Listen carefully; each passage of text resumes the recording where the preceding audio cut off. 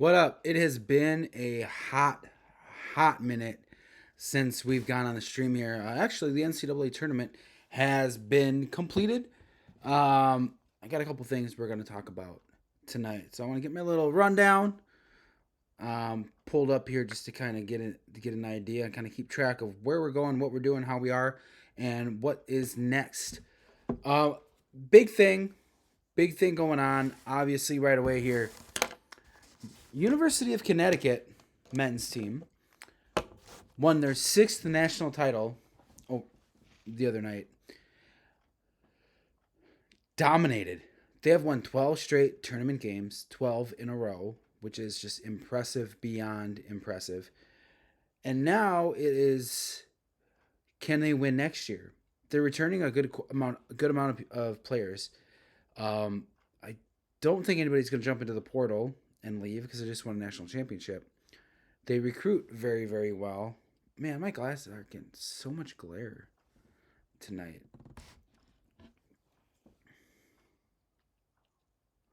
Can I do one of these? No, they're just full of glare tonight. Oh my goodness. Um, Technical difficulties as always. Ha. Um, I watched the game, the national championship game between UConn and Purdue. Purdue had a two-time Player of the Year in Zach Edey. He is one of a few individuals who have won two Player of the Years, including David Thompson, Ralph Sampson, and a few others. It is not done often.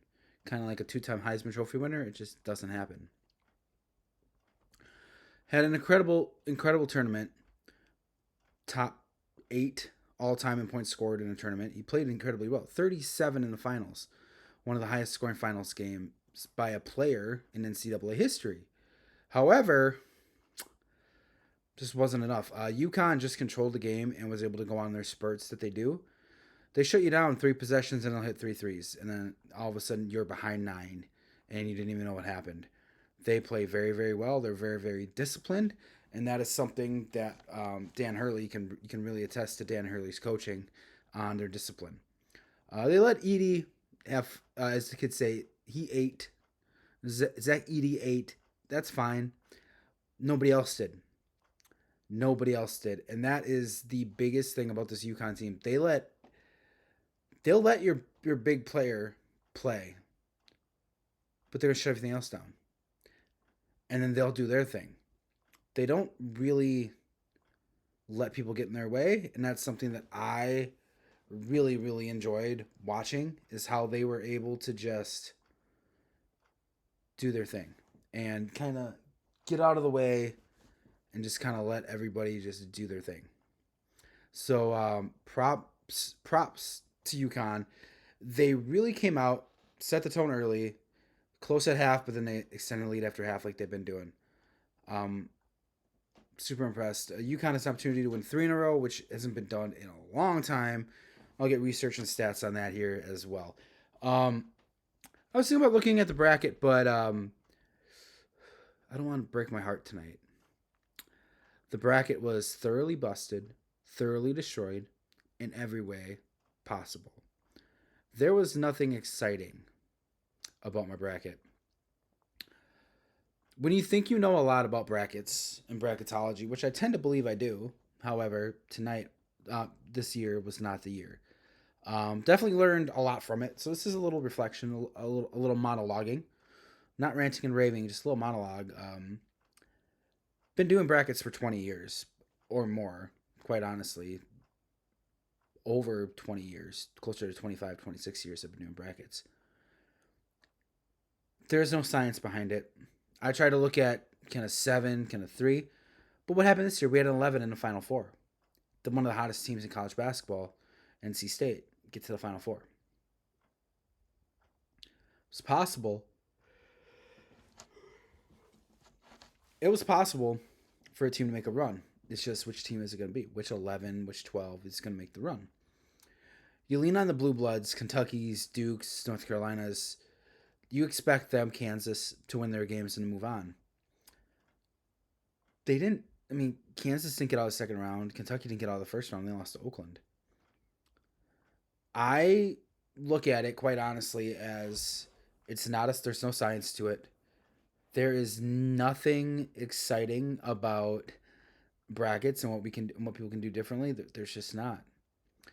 However, I'm using a however here. You can get pretty close. You can get pretty close with your brackets, and you can try the tried and true method. Just go number ones across the board to see if you can get the final four right. If you get the final four, if you get the championship game right and the final four right, 7 out of 10 times you're gonna win a pool. You're gonna win a pool. Now, if you can get majority of the elite eight teams before that final four, if you can get the elite eight or 7 of the 8, you're looking pretty good. Same with 15 out of 16 in the Sweet 16. It's just getting through that first and second round as unscathed as possible, and don't, as much as the Cinderellas are nice, Gulf Coast, Loyola, that's great. We love our Cinderellas. Thank you, Gonzaga. Thank you, McNeese. Not this year, but McNeese will be a Cinderella at some point. The Cinderellas shape the landscape of college basketball. Coach John Calipari of UMass, previously at Kentucky. Yeah, I use the term previously because he is at Arkansas. Um, it was a domino effect. Arkansas needed a new head coach because their head coach left for USC because USC's coach, Andy Einfield, left for SMU. Boom, boom, boom, boom, boom, boom, dominoes. Now, with Coach Calipari, Kentucky is obviously a top 5 job in college basketball. You will have your pick of the litter of which coaches want to go there. Now, it is finding coaches who want to go there. I look at it quite honestly. Dan Hurley isn't leaving UConn. John Shire is not leaving Duke. Not happening. Um, Calvin Sampson at Houston. Come here, prime away. Calvin Sampson has done a very good job. It'd be a great pickup for Kentucky. Now, the initial name that I saw that I was kind of like, ooh, could be fun. If you watch this, if you've seen my previous videos, I like talking coaching. I like talking that carousel. I like this type of free agency because it's fast. That Kentucky job will be open maybe a week. Next week, it should be taken care of. It should be off the board, and then it should be moving on. There are some names that you'll hear. Um, I don't think Ashaka Smart will leave. Um, Bruce Pearl has been thrown around a couple times with his Auburn and Tennessee connections. So he's a big SEC coach, and he can handle. If anybody can handle the glitz and the glam of Kentucky, if anybody can handle it, it's ya boy Bruce Pearl. That's for sure. Uh, what's next with it? Because there's a real issue in the men's game of college basketball. Now, I say that. I say that because I love men's basketball. I believe men's collegiate basketball, is an institution. From the Gonzagas of the early 2000s all the way through to the Dukes of now. There's such huge history of great basketball being played. I want to see men's basketball thrive. However, there is the one and done rule that is killing men's basketball. Because you get guys who come into Duke, come into Kentucky, come into Kansas, and they just play a year and they're gone. Gone are the days of Pete Maravich, 4 seasons, 3 years. Gone are the days of JJ Redick's. Gone are the days of Shane Battier's. I mentioned a lot of Duke players because I like Duke. But even Frank Kaminsky, Sam Decker, like, you have these guys who come in to these schools as a top 20 player in the country, and they instantly think that they're top 20, they can play in the NBA. And I think recently played Tyler Hero out of Wisconsin as well. Tyler Hero went to Kentucky, played a year, then he went to the NBA. If Tyler Hero would have played a second year in college basketball, he probably would have contended for Player of the Year, and Kentucky might have won a national championship because you have leadership as a second or third year player. The teams that are doing very well in college basketball are the Blue Bloods. Why? Because guys go there, they can switch out. They can go from a Filikowski at Duke to a Cooper Flag. You can flip out top five basketball players to top fives. Duke will always be okay. Kansas will always be okay. North Carolina will always be okay. But it's the other schools. It's the Ohio States. It's Minnesota's. The teams that need players to stick around for 4 years, but they don't. I talked briefly about the portal before. Now, that is something that I'll probably dive into later on. This tonight, yeah, talking college basketball, talking college hoops. We're gonna get into professional stuff. We'll talk NFL. We'll talk NBA. A couple things I want to touch on that. This is definitely a real deal in sports evening. I want to cover as much as we can. I want to talk, especially regarding this incredible basketball season, both for men's and the women's side as well. Great seasons by both. College sports are alive and well. The college athlete will never go away. What should go away is the fact I yawn all the time. If you've watched the stream, you know I do this, and I apologize profusely sometimes. But tonight, a little bit of apologies, a little less, a little more, but we go from there. Kentucky having a vacancy feels like there is a shift, a not a seismic shift, but a shift in the upper echelon of men's college hoops. Now, you're probably wondering, Nate, what does that mean? Nate, what does that mean? How do we know what is going on in college hoops when we're not on the ground floor? You're right, average listener 1023. Thank you for a listener being 1023. I appreciate you. I really, really do. When John Shire took over for Coach K, expectations were still high, but mediocre. It's like if they come out and have a bad year, it's his first year, it's okay. But what happened? They played well. Duke continues to play well, and they continue to be a top 10 team every year. Coach Cal going to Arkansas is a huge step back.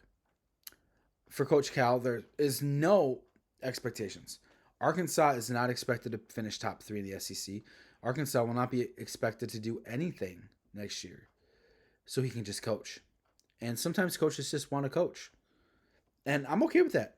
If there are coaches that just are just there and they just say, you know what, Nate? You know what, fans? You know what, individuals? I just want to coach.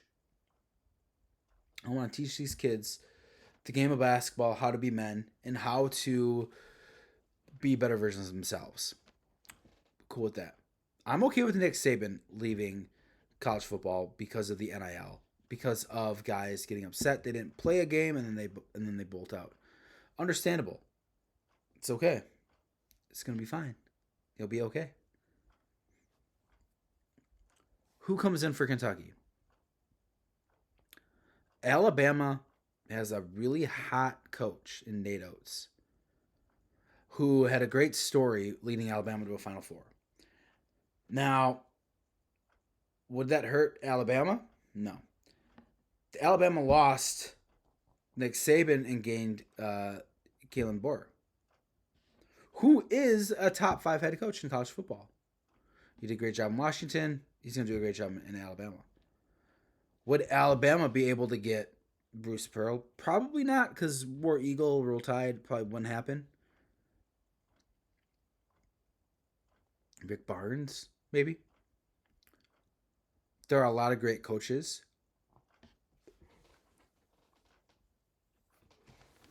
The name they kept throwing around was Billy Donovan. Billy Donovan has been a professional basketball coach now in the NBA for a while, but he was the last coach to win two NCAA national championships at Florida. Now, where does that put Billy Donovan in the college landscape? Haven't heard too much chatter about him wanting to leave, but the Bulls are not good. The Bulls have a lot of issues. Uh, Lonzo Ball is still trying to come back from a knee. DeMar DeRozan, Zach LaVine, they're hurt. It's just not a franchise that scares anybody. It's not the 90s Bulls. As somebody who watched The Last Shot, the push off, MJ on Russell, I was there in my living room. I was sitting on the floor watching with my dad, I remember. The push off, I remember that.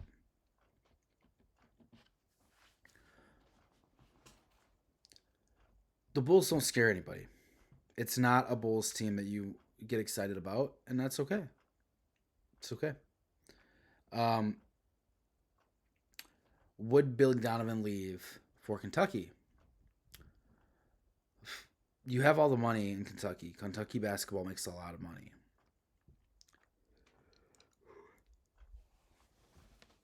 Billy Donovan would have an opportunity to succeed and succeed in a good way.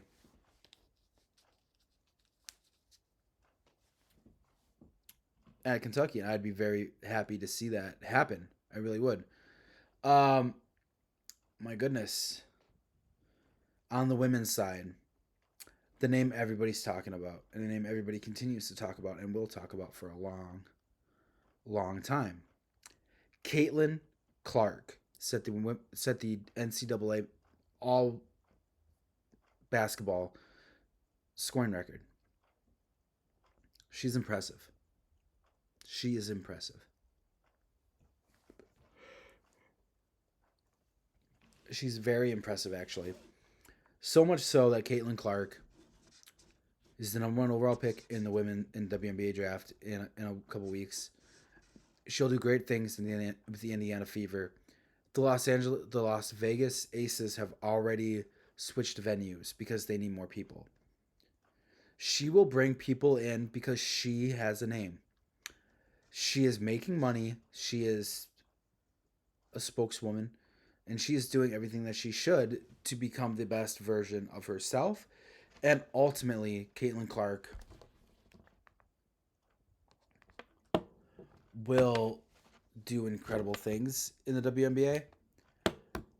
I do believe if she has the longevity and if she decides to stay in the United States and not play overseas and capitalize on her NIL or her endorsement deals as it is and really push the women's game to another level, her and Sabrina Ionescu have a great opportunity to kind of take where they're at right now and take it up a notch.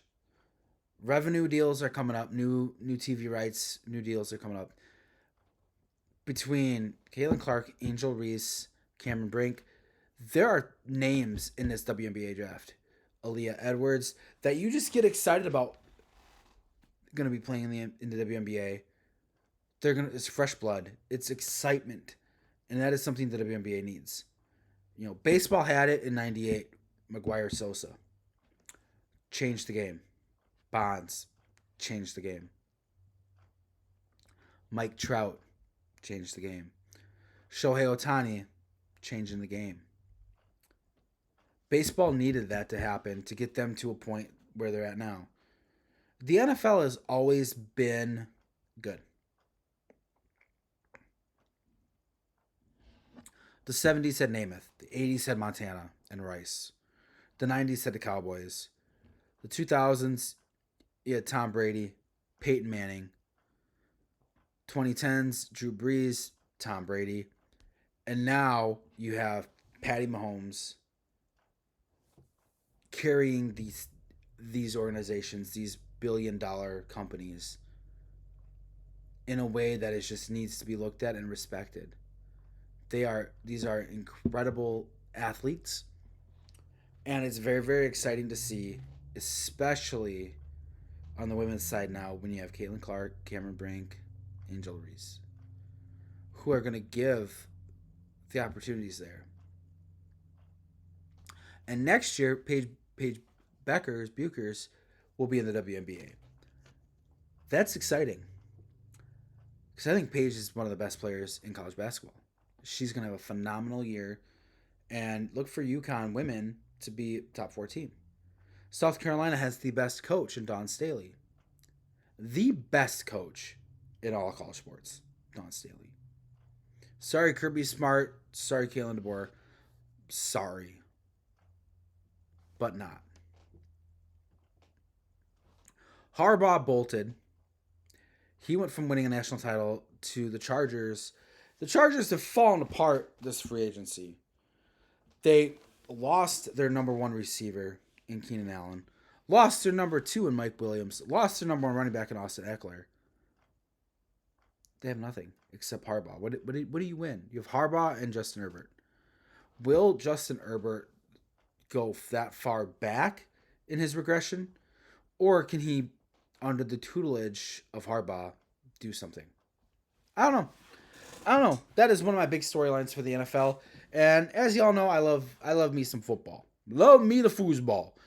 Gotta have it. Gotta want it. Need it. Gotta have the foosball. Not a lot's coming out of football right now. There have been a few comments that have been made in the last few weeks that just make me scratch my head and be like, is it worth talking about? But one of the things that kind of frustrated me slightly, Deion Sanders came out and said he was going to pull an Eli Manning if Shedeur Sanders or Travis Hunter went to a cold weather team. Newsflash Prime, it's cold. Cold weather everywhere. Is Shedeur Sanders going to say no to Minneapolis because it's cold, but they play in a dome? Detroit, they play in a dome. Ford Field. Indianapolis has a dome. What gives the right to just not to do that? I get it. It's fun theater. Like, it's fun. It's fun. I get it. I do. What I don't understand is why come out in the middle of recruiting and say Shedeur Sanders is not going to do this. Travis Hunter is not going to do this. Travis Hunter was the first number 1 overall high school athlete to go to an HBCU. For number 1 ever. And it was because of Deion. He followed him over to Colorado, transferred in. Shedeur did the same thing. Now, I saw, talking a little NCAA here. This is like an article, the top 10 returning quarterbacks in college football. Now, Carson Beck of Georgia, I don't believe is a top 10 quarterback. He's good, but he's not a top 10 quarterback. It's taking the best team and taking the player that's going to have a good year. I like Dylan Gabriel out of UCF, Oklahoma. He's at Oregon now. I like Dylan Gabriel. I think he'll be a very good quarterback, and he'll have a very good year. I like Quinn Ewers from Texas. This is a kid that went to Ohio State for one reason for a year, to get NIL money. He got paid at Ohio State because Texas does not allow high schooler. There's a rule you have to be, I don't know what it was, but there's a rule in Texas where NIL does not impact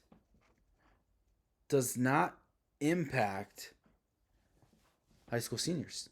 So Quinn Ewers went to Ohio State for a year, sat the bench, transferred out, came back to Texas, won a starting job, beat Alabama. Quinn Ewers, in my humble opinion, Quinn Ewers is going to be the name all fall. Because if he plays well and leaves, Arch Manning in his third year will take over as quarterback.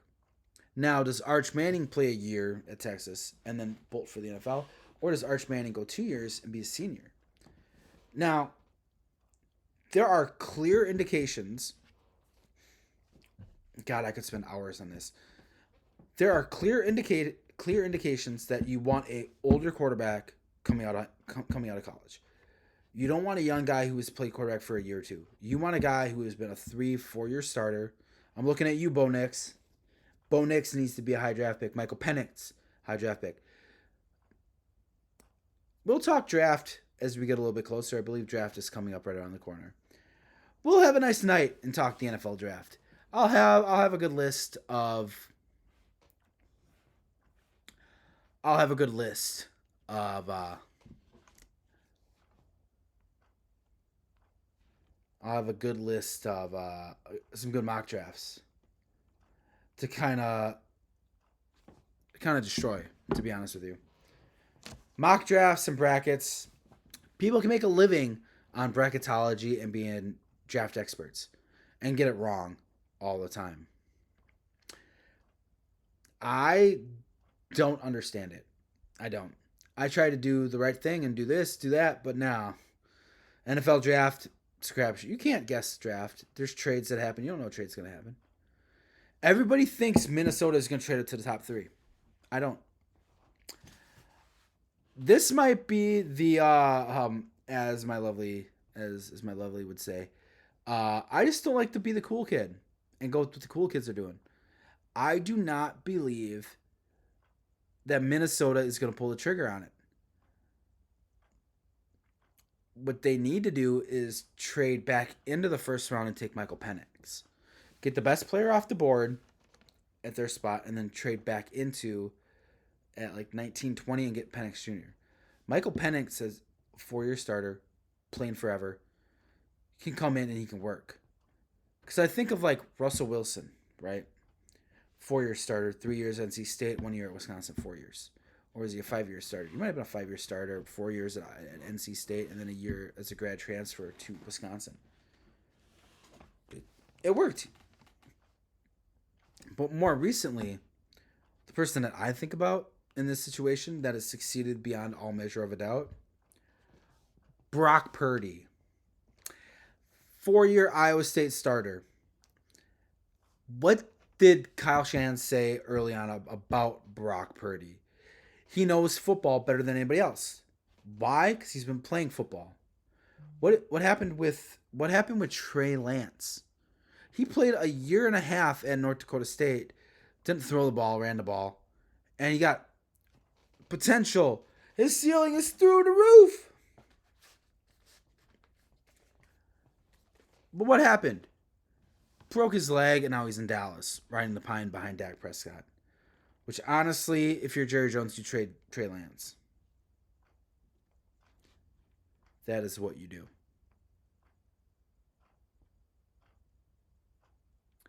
That is what you do.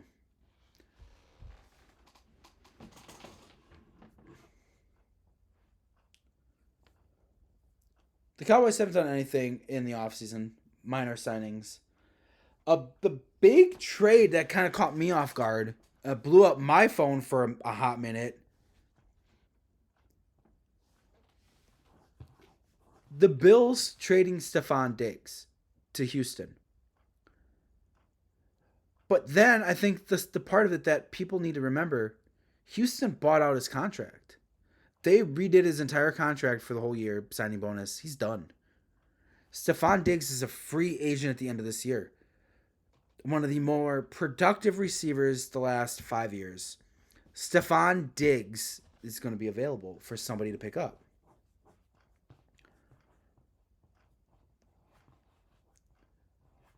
What if the Cowboys don't pay CeeDee Lamb because they think they can get Stephon Diggs cheaper? I don't know. I wouldn't pay CeeDee Lamb right now if Stephon Diggs is going to be a free agent. I'd take Stephon Diggs. And I think that's just the difference between teams that can go to the next level and teams that won't. You know, Seattle could see Stephon Diggs and pair Stephon Diggs with DK Metcalf and Tyler Lockett, and suddenly the Seahawks have a great receiving core. Oakland needs help along with Devontae Adams. Stephon Diggs is there. Oakland needs a quarterback. This is real. Oakland needs a quarterback. Which is why Jerry Jones to trade Trey Lance to Oakland, get him out your payroll, get him out your house.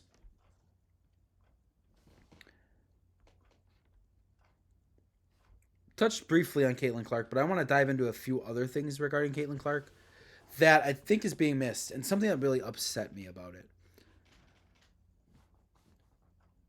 The conversation from the old heads saying, "Oh, wait until she gets in, she plays against women. She's playing with girls now. Wait until she plays against women." Caitlin Clark in her small town in Iowa didn't have an AAU girls team. They didn't. But they had a boys team. So when she's 9, 10 years old, she's playing against the boys. And she's winning. Calling making the other team's parents not want to have her play. Because she is doing so well against the boys. Caitlin Clark is not going to have an issue playing in the WNBA. Be an adjustment. Just like anything, everything's an adjustment. A little bit more travel. A little bit of this, a little bit of that. But that leads to, sticking on the basketball theme, NBA playoffs are around the corner.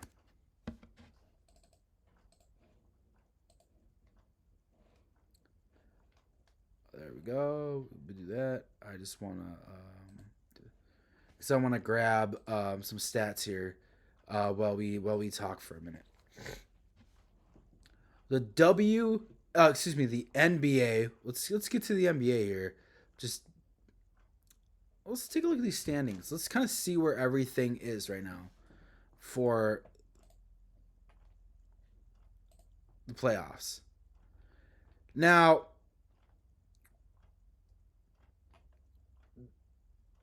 the whole like play-in thing kind of messes me up. But Boston and Milwaukee have clinched playoffs. That's great. Boston and Milwaukee are in the playoffs. They've lost 4 in a row.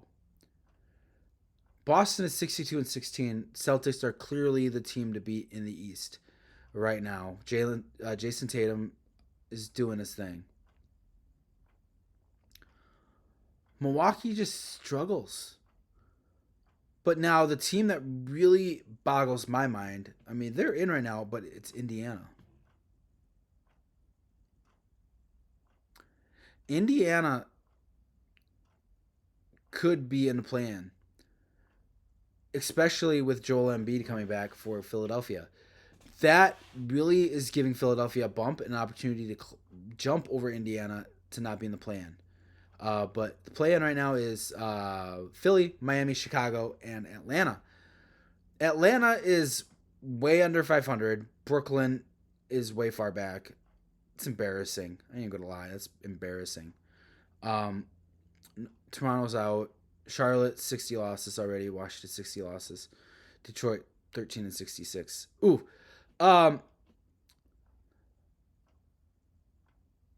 Boston just beat up on everybody like they should.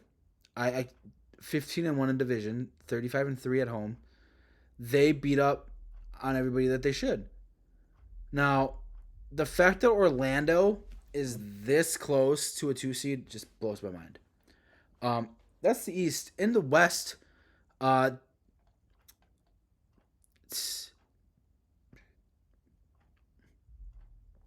tight all the way across. Minnesota, Denver, and OKC have already clinched playoffs. Clippers at 50 wins. Dallas is at 49. Phoenix is at 46 wins. So they're in right now. The play-in is the Pelicans, Kings, Lakers, and Warriors.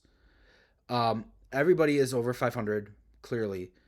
Houston is under, but I don't think they qualify. I think they got knocked out of contention the other day. They had a huge loss that knocked them out. But we have 4 games left. Yeah, there's 4 games left. Houston's 38-40, so 4 more would be 42-40, so 82 games. There's about 4 games left of the season. 4 games left in the NBA season. I haven't talked much NBA as we've done things here on The Real Deal in Sports. We did the NFL playoffs because that was something to behold and something to enjoy. We've talked a little bit of head coaching positions and things along that line. But now we're at an opportunity. Let's talk some NBA. It'll be playoffs here. Kind of see what we can do playoff-wise. But also the other sport right now that we can kind of talk about.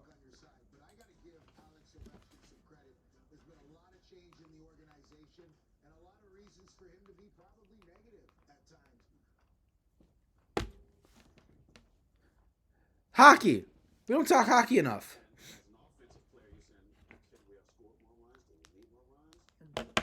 We don't talk hockey.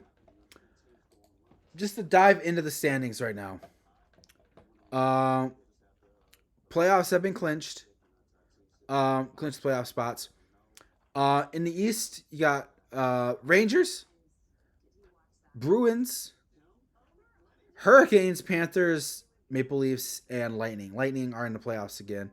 Um, you got the you got the Islanders, Red Wings, Penguins, Capitals, and Flyers. They play 82 games as well. They got 4 games left also, but 4 games left, and we're from 5 to 3 games left for the remaining bit of the of the year for the NHL.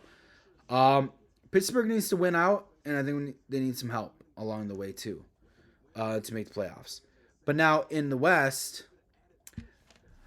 defending champs Vegas, they're at the bottom. They're at the bottom line here. 92 points, clear ahead of St. Louis, Minnesota, and the Kraken. I like the Kraken. I like Seattle, but unfortunately, the Kings, Predators, Edmonton, the Oilers, the Winnipeg Jets, Avs, the Canucks. That they've come out of nowhere this year, and the Dallas Stars leading the way. The Stars are 9-1 in the last 10 games. Impressive. Vegas has lost 2 in a row. Vegas needs to win. They got 5 games to go. If they can win probably 2 or 3 of those games, they should clinch. St. Louis has 4 games to go. So again, Las Vegas, and the Kings, opportunity there to get better positioning for the playoffs. It's better positioning. Um,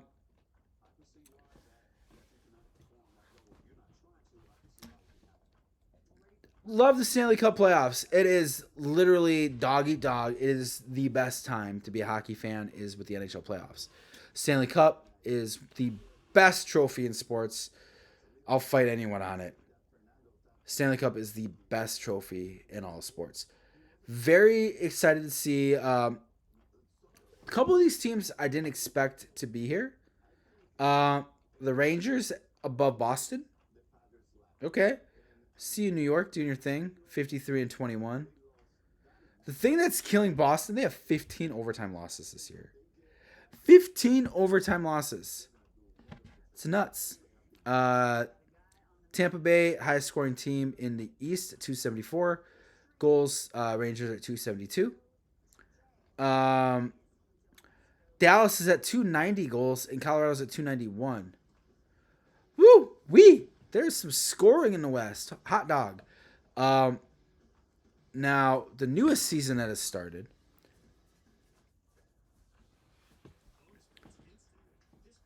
is the Major League Baseball season. It is up and out. It is underway. We are about 10 games in or so. 10 to 13 games in or so. So about 10 games or so we're in. Very, very easy. Early, excuse me. Just to run through the standings so we get an idea of where everybody's sitting at, because to have an informed conversation, we need to be informed.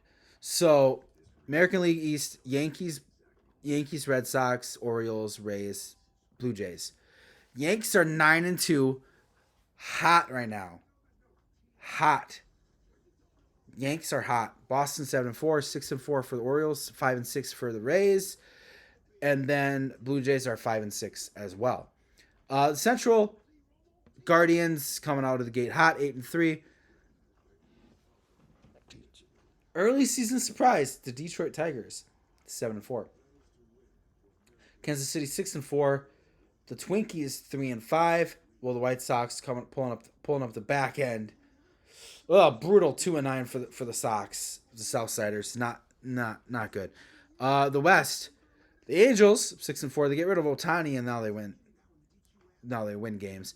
Rangers 6-4 as well. Houston, Seattle both 4-7, and the Oakland A's are 3-7.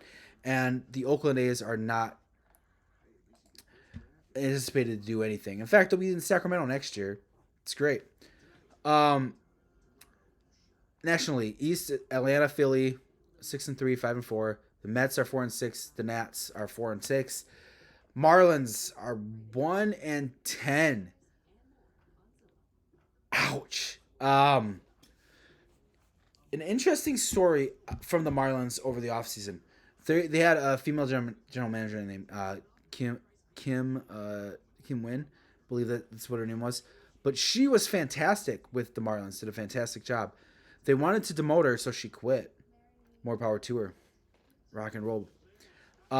Miami is suffering harshly from it. Central National League. Pittsburgh 9-3. I feel like they do this every year. I feel like Pittsburgh is always the team that they scare you so much, but then you play them and they just don't do anything. Like they have O'Neal Cruz, Keep Ryan Hayes, Brian Reynolds. They have a team that is building and they're doing something. It might be a situation where they could do something. The Brujas 7-3, holding pace above the Cubbies 6-4. I am not going to apologize for what is behind me here, because this right here is Wrigley Field. Cubs hat, Cubs clock over there. Yeah, not gonna apologize. Unapologetically a Cubs fan. Love my Cubs. Always have, always will. From now till the end of time. Yeah. Cincinnati 6-5, St. Louis 5-6, pulling up the rear. The NL West, Dodgers 9-4, Padres 6-7, Arizona 4-7, the Giants 4-7, and Colorado 3-8. So early surprises. Coming honestly in the American League. The Yankees starting off hot at 9-2 really kind of gets me thinking that Juan Soto just needed to be out of San Diego. Juan Soto playing very well. Anthony Volpe, their shortstop, playing very, very well. Early season MLB is it's like whitewater rafting. You just grip the edges, you just smile. Because it's things you don't expect. It's things that you don't know. Cleveland 8-3. They're without Shane Bieber, who hurt his elbow. We're going to talk about elbows as well. White Sox 2-9. I just don't understand why the White Sox just aren't getting their shit together. Oh, excuse me, sorry. I just don't understand why the White Sox just aren't getting their crap together. They should. I don't think contend, but they shouldn't be 2-9. And then in National League, Miami at 1-11, but just the overall of the East being this close this early. Again, we're not supposed to hit the panic button 10 games in, but I just look at it as, is anybody in the East going to do anything to separate themselves? I don't know. The Mets started off weak. They still are weak. The run differential for the Braves is very encouraging. 25 runs, which is the best in the NL. Second best in baseball behind the 36 runs of the Guardians. Now, Pittsburgh, are they? I don't know.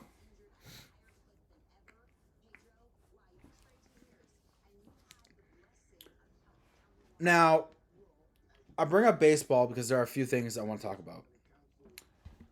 One of them, and arguably the most important thing, quite frankly, to talk about when it comes to baseball.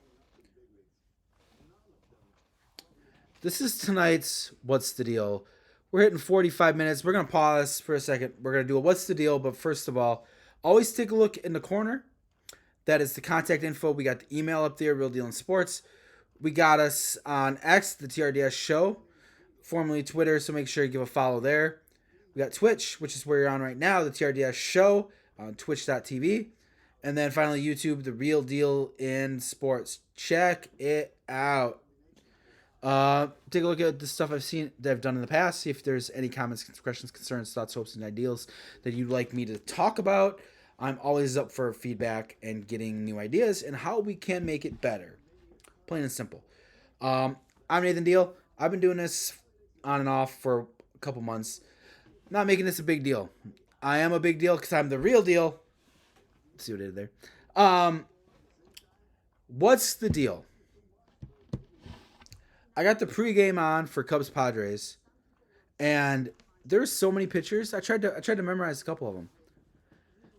Pitching injuries are out of control. Out of control. Ohtani, not pitching. Kershaw, not pitching. Verlander, not pitching. Garrett Cole, not pitching. Bieber, not pitching. Shane Bieber, not Justin Bieber. This is just one of those, trying to listen to what Pedro J. Martinez is saying. I believe pitching has reached a fever point, especially with the young kids, to where at 10 years old, they're trying to throw curveballs. At 12 years old, they're trying to throw hard sliders. I don't believe the youth coaches have the right thing in mind when it comes to pitching. They want to win.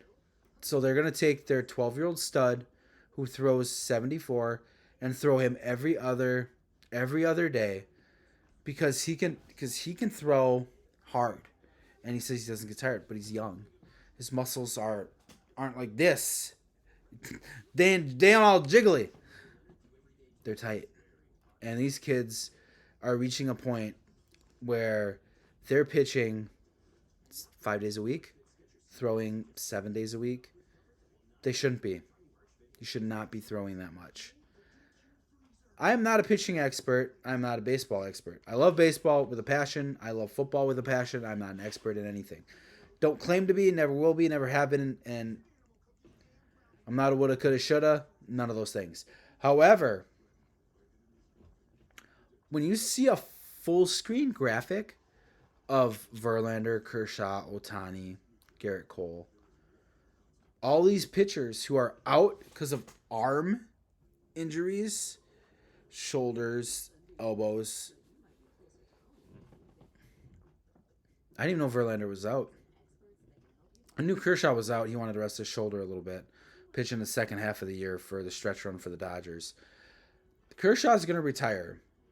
Now, I'm going to say this now today, April 9th, 2024, that Kershaw will retire, and then his next door neighbor, best friend, Matthew Stafford, will retire at the end of this football season. Mark it down. I've been right on a few things before. Mark it down. Championship. Kershaw retires in October. Stafford retires in January. February, March, whenever. But Stafford will retire. I cannot handle the amount of pitching injuries that are arm related. Give me a hamstring, give me a knee. It happens. But when it's every other day a new pitcher is out for the year because of a UCL or a labrum or something to that effect, you have to start looking at the foundation of pitching. You have to start looking at the foundation of how these kids are being brought up. Travel ball starting at 7 years old? Why? Why are these teams paying hundreds of dollars to play in tournaments that do nothing for the kids? Because they don't practice, they just play games. Kids should be practicing and then doing tournaments on Saturdays and Sundays. 3 practices during the week to hit. You spend a practice hitting, you spend practice fielding, you spend a practice playing defense. You got hitting and fielding, and then you got a scrimmage day to kind of just get the flow of the game. Be a little competitive. That's what I would do if I coached. But I don't coach. I would honestly, through the week, we'd have a hitting practice. Then we'd have a defense practice. And in that defensive practice, we do base running as well. So you know how to run bases. But little kids should be learning how to swing.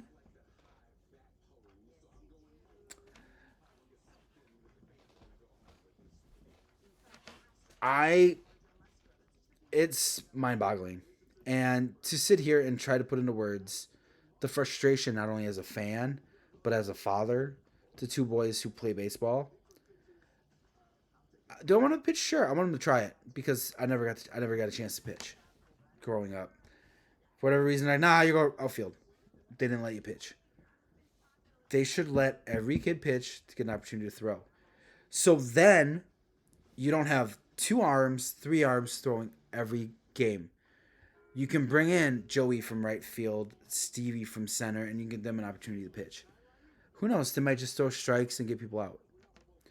End of the day, little league, high school, you just want to get outs. High school gets competitive, understandable. College is competitive. I get that. But at some point, the arms are going to have to take a break. At some point, they're going to have to take a break.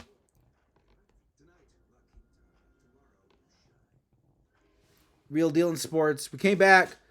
Another little hiatus. We might come back again. We are in the new house. New acoustics. Trying to get everything figured out. New backgrounds. We got our Cubby wall. Wrigley Field. Love Cubs. Cubs Clubhouse. And our World Series hat right here. Yep. See, eventually. I'm going to get it right eventually. At some point, I think. This is always exciting for me. The Real Deal in Sports is a lot of fun. This is just a little, I get bored and I want to talk sports. And I don't want to talk to myself, so I'll talk to strangers on the internet. Thank you, strangers on the internet. I'm not nuts, I think. Anyway, big things coming up around the corner. NFL draft.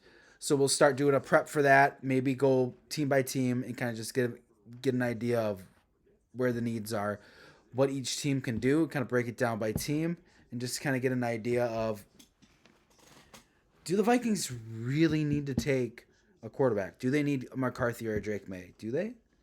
Is that their number one glaring defect? They have Sam Darnold, who I like. I like Sam Darnold.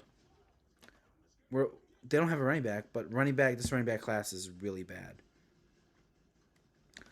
They got great receivers in Addison and Jefferson. Got a great tight end in Hawkinson. O line can always beef up the O line, D line. Linebackers, second, third round linebackers usually.